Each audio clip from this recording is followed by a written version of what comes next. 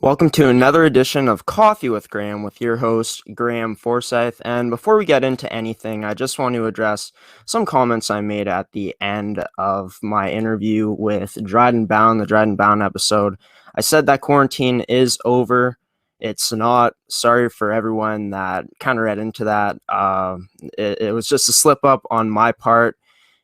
Not going to happen again, but I guess I was just hoping that quarantine would be over, but it isn't, sadly. Still, stay safe, stay home, and I hope that you guys are staying safe and staying home during this time, during this pandemic, and during this quarantine. But today, on Coffee with Graeme, we got a special guest joining the show today, and his name is Bailey Cousins. And Bailey, a race car driver and only 15 years old, had his first career win last year, and right now, Bailey joins the show on Coffee with Graeme. And Bailey, how are you, buddy? Pretty great. How are you? I'm doing good, man. You holding up pretty well during this whole pandemic?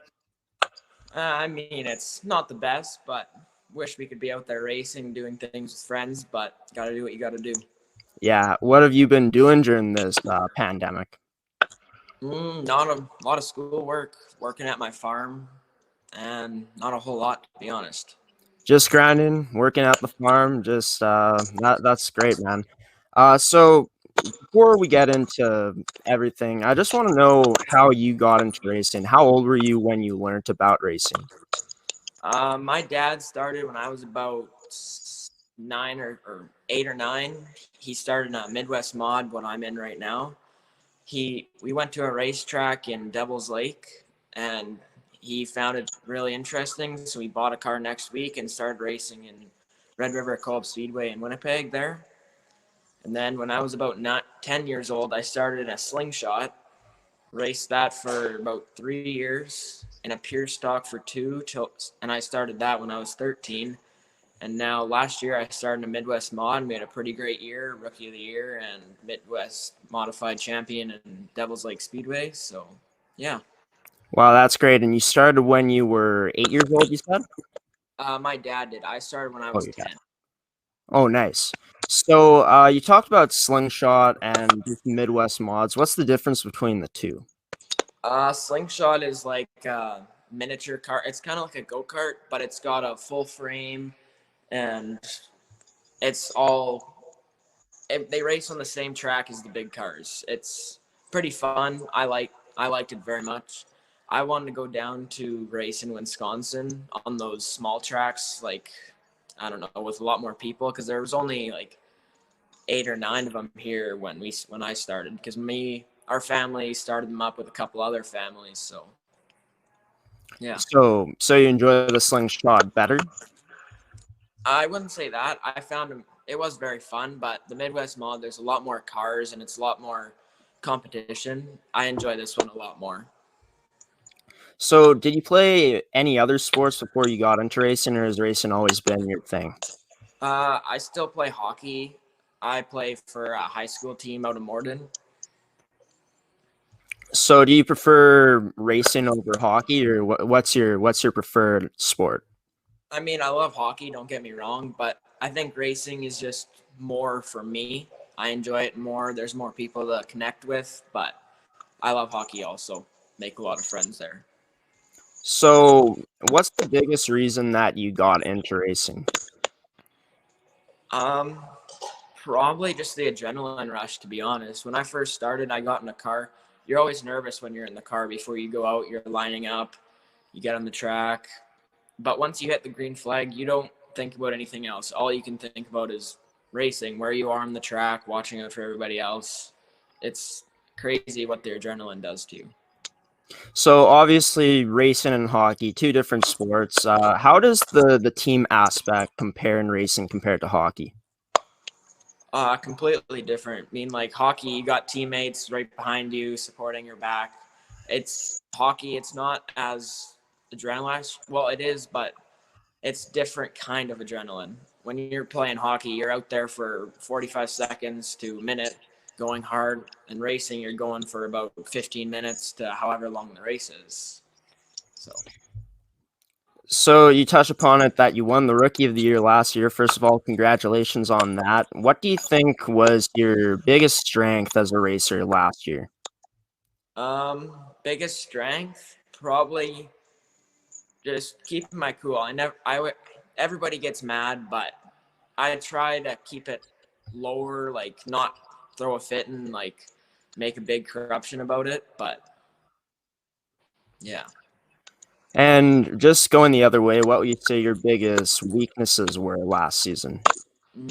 I was always worried about somebody coming up behind me or sideways beside me that I couldn't see. So I always sometimes let off, sometimes not. But yet in Arizona, I gained the strength to not let off. Like in one of the heat races I had one, there was contact in both corners in the last lap. And I learned that they will touch you. It's not going to do anything, but sometimes it can be worse. So you just got to keep going. Don't let off.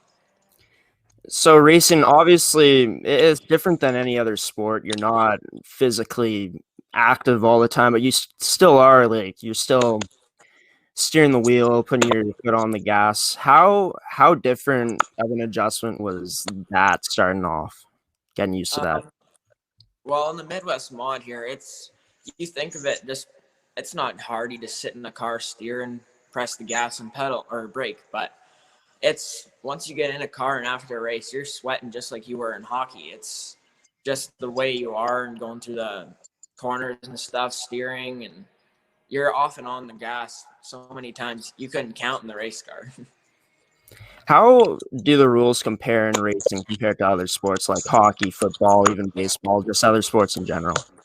The rules, I mean, there's one rule book. The rules do change quite often, not all of them, but some of the littler ones from the Wayzata page that controls it because it's the Wayzata national points. That's the class we're in, and there's different classes in that. But the rules do.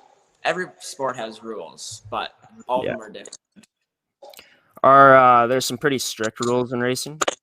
Yeah, like, and there's different mode. Like, there's concept, open, or spec. The crate. I mean, the crate. All the motor have tags on them because it's a sealed motor and RPM and everything. So, I mean, it's. I don't keep up with that much rules as much as I would with hockey Yeah. because there's just too many to think of. So I gotta ask this question: were there any tryouts for you to enter a specific division or anything, or did you just enter in?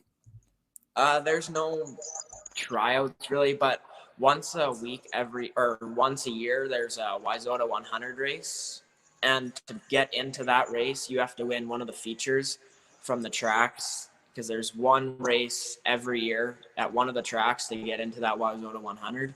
I did not win that one, but that's I guess you can call that a tryout. So that's kind of to decide which division you get placed in, or how does that work? There's divisions like there's pure stock, street stock, Midwest mod, modified, late model, sprint car, and so on. But you can really whatever you buy, like it's your own. You got to have the money to do it, of course. But there's not really a division which one you can be in. Do you have a special place that you practice, or do you practice where everyone else practices? Everybody else races different tracks, but my home track is Red River called Speedway, and there's also a track here in Morden. Sometimes we can rent it and then try different things, practice on it and stuff like that. But it's really you don't get a ton of practice. But this year, since the COVID thing, we're making our own track at our farmyard, so we can practice whenever we want. Have you guys finished the track yet? No, we haven't started quite yet. So it's just in the process of planning and things. Yeah, exactly. So is there any racer that you idolize as like a professional or anything like that? I've always looked up to Ricky Weiss. He's from Manitoba, Winnipeg. He's a great racer. He's great to watch. We're pretty good friends with him and stuff. We always talk to him and stuff like that. And he's awesome what he's doing. Would you say that you share some of the qualities as he has as a racer? Uh, I I could guess so. I don't know, but I don't like to say things. You know what I mean? But Yeah. he's always a cool. He's really smooth on the track, and he he knows what to do, and he run. Some people don't work on their car; they show up to race it and then get in. But he always puts the work in and does all that stuff. How big of a part does physical fitness play into racing? Like how physically fit do you have to be come race day? I mean, everybody has their own way of getting into racing and stuff like that. But I wouldn't say you have to be as fit as hockey or anything. But I mean, you do have to be in shape and always ready to do what you got to do. How big of a part does, well, first of all, when you're on the track, do you find it difficult or pretty easy to stay focused out there? I find it pretty easy to be focused. You just always got to be watching ahead of you to see what comes up, because 1 second before there could be going smooth, 30 or another second later there could be a car right in front of you spun out. You just always got to watch forward. How big of a factor would you say that the weather and the inclement plays on how you race? Oh, completely. Like some days, like in Morton, in the track here, some day we race at 4 o'clock in the afternoon, so the sun's always shining. So you always got to be watching out for the sun, because it can blind you, and then you gotta, and the dust, of course. If the track is really dusty, you can't really see a lot of things. Always got to be careful there. So are there any big things that you guys, like you and your team, take into account when you're going to be dealing with stuff like that? I mean, the track conditions can always be different, so you always got to have the right setup in. Some guys run different setups. Well, everybody does, but you got to run the setup that works for you. So when you're talking about setup, you're talking about the wheels you use and like much more. Like spacers, bars, springs. It's a lot of different things you can do. But people choose to do different things. So what do you think the most difficult factor is out there when you're racing? Probably just keeping a lot of people can be all over the track and stuff like that, but you got to keep your own line, know where you can run. Don't just dive in a corner where you think you can run, but haven't tried it yet, and then take out half the other field. But you always got to, control yourself. So I see that that's your car in the background. I'm assuming that's your car. Yes, it is. This is our new wrap for this year. So you own your own car. You don't just rent it. It's my family, my mom and dad own it, of course, but it is our family's. Man, dude, that paint job looks pretty awesome. I gotta say, it's pretty nice colors there. Well done by you guys. Speaking of your dad and your parents, your dad's obviously a big part of why you got into racing. How big a role have your parents played since you've gotten into racing? Oh, of course, he's always been there for me. He's the one that got me into it, because when we first started, I didn't know if I really wanted to. I was kind of scared, like every kid is when they first get into a race car. But once I first got in, I was like, wow, this is fun. I want to keep doing this. But yeah. No, go ahead. This year, my dad's also racing against the same me. Last year, he was racing a modified. He's going to be racing a Midwest modified, same as me this year. So we'll have quite a bit of family competition. So is that something that you've foreseen in the future? Like, is it something that you thought would be a reality, racing against your dad? I always thought when I first got in that he was going to get in, just more fun, and he can race at the same tracks as me. So yeah, I guess I did think he was going to be there. I think it'll be a lot more fun this year, because him and the modified, it's not a lot of tracks around here that run them. You got to travel quite a bit. So obviously you got a big passion for racing. It's something that you're seeing to continue to do in the foreseeable future, I'm assuming. Yeah, I'd like to continue with it. I don't know where it's going to take me. We'll have to wait till the future for that. But I'd like to see me keep racing for the rest of my life, or however long I can anyway. All right, well, we're going to go to our first commercial break here on the show, so just stay with us, Bailey. We'll be right back, and we'll be talking to Bailey Cousins and more about his racing career so far, as well as his Rookie of the Year achievement last year. So first, we're going to hear from the sponsors, but yeah, stay with us, Bailey. Are you looking for a career in the salon industry? Check out Aveda Institute Winnipeg in the Exchange. What sets us apart is our student mentorship program, 95% placement rate after graduation, real-world salon experience, and network of 7,000 salons and spas. You will learn creative cut and coloring, latest trends and techniques, social media marketing, fashion shows, photo shoots, and more. Now accepting applications for 2018, so check us out and book your tour today. Aveda Institute Winnipeg. Hair school the way it should be.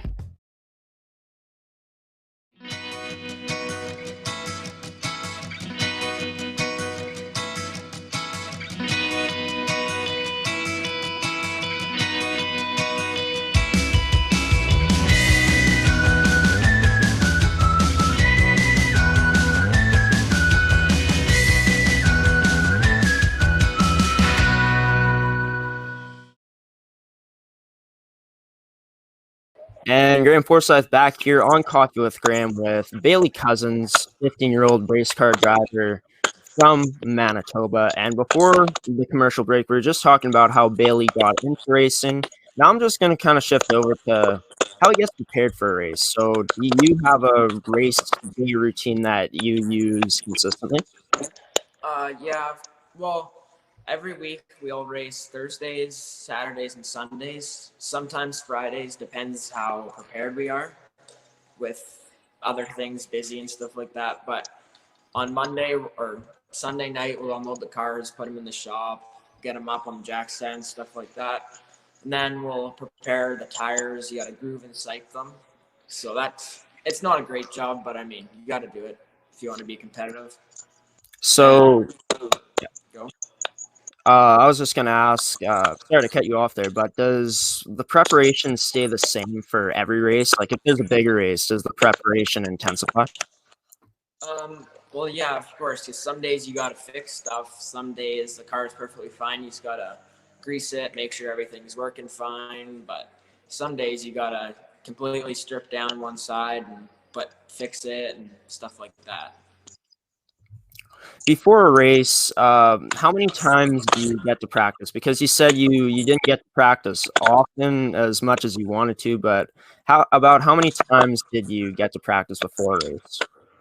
Um, well, most tracks we do hot laps. It's kind of like you get 2 laps just to feel the track, pack it in, stuff like that.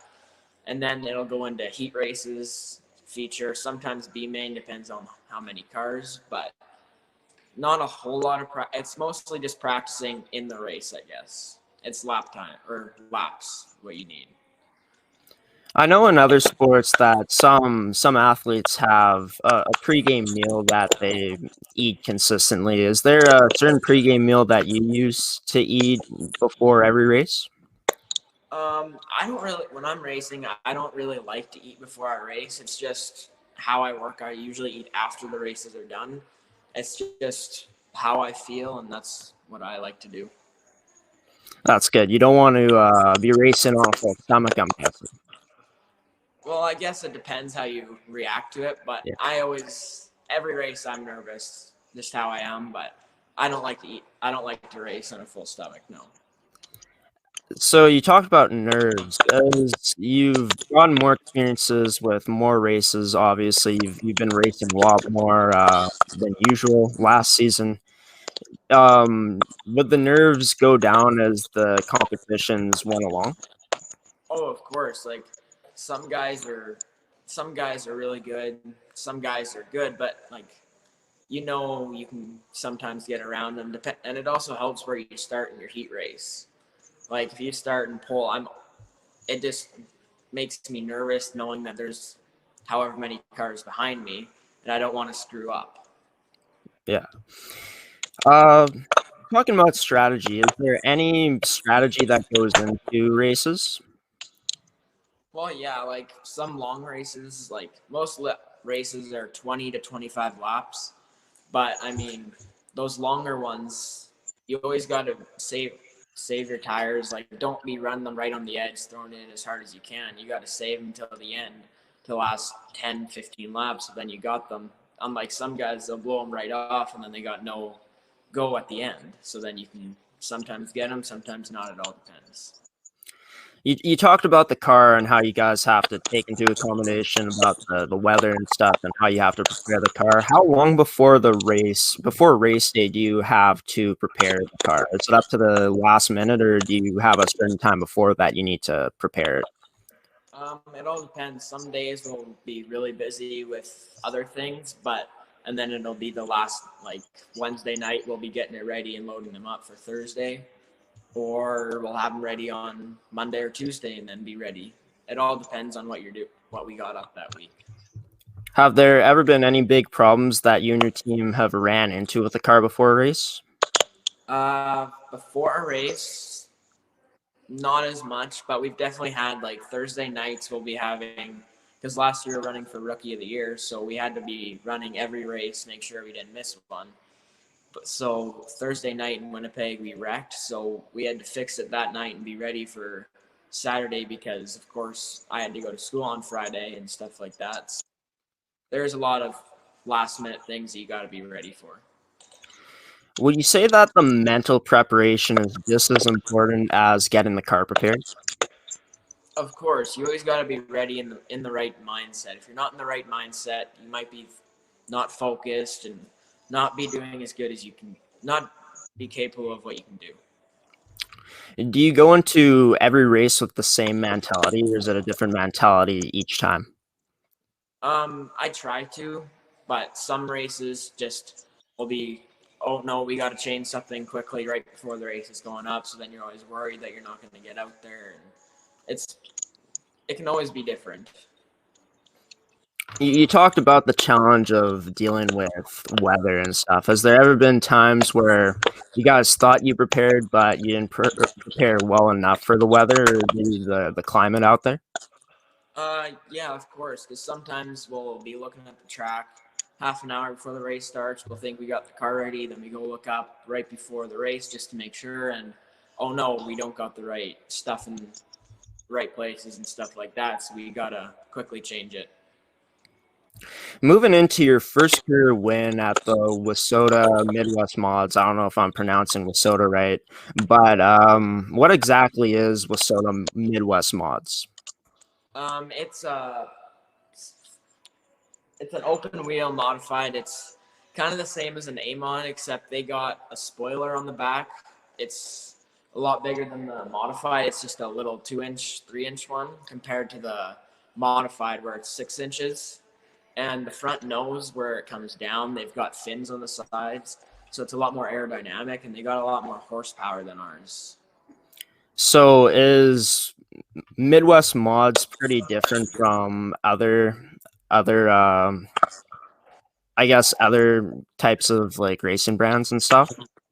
Well, yeah, because every car has different chassis from different chassis builders. We run MB custom cars. Me and my dad run the same car now, so everything's the same. And then there's some different kind of chassis. Everybody has their own preference, though. So moving on into the win, how much preparation and work did you put into the race before the win? Red River Cove Speedway, I've always liked that track, but some tracks conditions, it can always be different, but I can never get a hold of that track usually. But 2 weeks before that, it was really muddy and I had a great heat race, and then it rained out for the feature, so we didn't get to race. So I was pretty disappointed about that, but I mean, the next week I didn't do so well. I ended up mid-pack, but the next week really helped. We got to forget where we finished in the heat race, but it was an awesome race with Austin Hunter. We were going at it at the last couple of laps till a lap car got in the way, and then he kind of went over the track, but still a great race. Was there any struggles in the win in the race that you won? Well, I knew there was lots of heavy hitters coming up from behind, so I did just keep running my line, doing what I was doing, because obviously it was working that race, but I mean, I was always looking for someone to come around me. What was going through your mind when you in the final laps? What was going through your mind? I couldn't even tell you. I was just it was the longest lap of my life. I couldn't wait for it to be done. So when you cross that finish line, I bet you're feeling pretty relieved and excited. Oh, Well, I was so happy. I can't explain how excited I was for that, because that was my first win of the year and in a Midwest modified. But then you got to go around to the scales and make sure you're the right weight. And I knew I was the right weight, but it's always that chance that you're not. So that was pretty awesome. So earlier in the year, you had some close finishes too. You came as high as fourth place and third place. What do you think put you over the edge in this race to get the win? Determination, of course. I don't know, but I was determined to get a win that year, and I didn't. It was about halfway through the year, and I thought to myself, I need to. It'd be awesome to just get one win at least. So I went to that race very not too confident that I was gonna have a good day. So I'm assuming that your family made the trip to watch you in the race you won. How happy was your family for you? My dad, he was so happy for me. He came running down there to victory lane, and he hugged me and grabbed my hand. He was so happy for me. So was I, though. But it was awesome. I can't explain how great it was. And obviously, every win is huge for confidence. Like when you win as a team in hockey, the confidence keeps building as the wins go up. But winning your first big race, man, how high is your confidence now? Oh, it's always helps where you finish. Like if you're gonna finish in the back, it's not gonna feel great. But I mean, if you're finishing in the top 5, it's always gonna help you out and make you more confident with the racetrack. So that one was a big confidence booster for me. And besides the win, there's always little things you can take away from any race or any competition. What was the biggest takeaways besides the win that you took away from this race? Probably just running my own line. I knew that I was fast, but I didn't know how fast everybody else was because I got the start in the front row, so had the upper hand on that. So I just ran my same line around the track, but at the end of the race, I noticed that I was sliding up from where I was running, and the second place car was trying to run underneath me. So I had to make that change to go lower than where I was. Before we move on, I haven't asked you this question yet. How fast what's the fastest you've gone in a race car? And these race cars, they don't have a speedometer. They just have a RPM gauge. So I couldn't tell you how fast we were going, but I say it's around 100 mile an hour. Wow, don't take my word for that. That's pretty fast though. If it's roughly around 100 kilometers an hour, is kilometers or miles? Miles. Okay. Yeah, 100 miles an hour. Wow, that's pretty fast. But moving on to your Rookie of the Year award, I read that you won the Red River Co-op Speedway's Mid-Mod Rookie of the Year, and as well as all of Wissota Land's top rookie in 2019. So you had some experience in 2017, 2018. I saw that you had about 1 or 2 races then. How did those experiences translate into your 2019 season? That 2017-18, that was the first year because we had a B mod that we were waiting to see if I'd ever get into it, and then for Corn and Apple weekend in Borden here, there's a 2-day race. So my dad raced it the first day, and then just to make sure everything ran good and stuff.